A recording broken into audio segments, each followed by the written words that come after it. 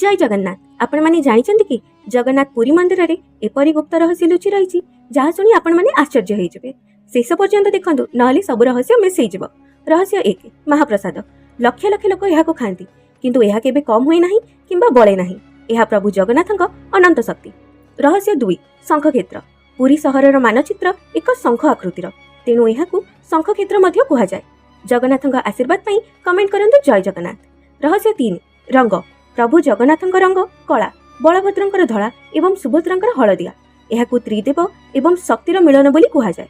रहस्य 4 56 भोग। मान्यता अछि कि जगन्नाथ हेले कृष्णଙ୍କ स्वरूप। विश्वास करा जाय कि कृष्ण दिनक 8 थर खाउथिले।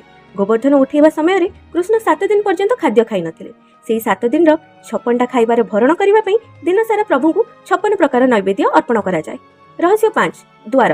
मंदिर रे 4टी द्वार अछि। सिंह, घोड़ा, बाघ एवं हाथी एमाने सबु धर्म, अर्थ, काम एवं मोक्षर प्रतीक। रहस्य 6 दारु ब्रह्म।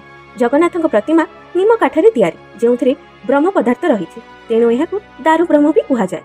रहस्य 7 अणसर घर। स्नान पूर्णिमा परे प्रभुଙ୍କୁ ज्वर हुए तापरे तांको अणसर घरे रखा जाय एवं भक्त माने भी तांको दर्शन करि पारंती नाही। तेणु बंधु माने जगन्नाथ पुरी मंदिर केवल विश्वासर स्थान नुहे बरं अगणित रहस्यर आवास स्थल मध्य। आगकू एमिति ही स्टोरी जानिया पई चैनल को सब्सक्राइब करंतु। जय जगन्नाथ।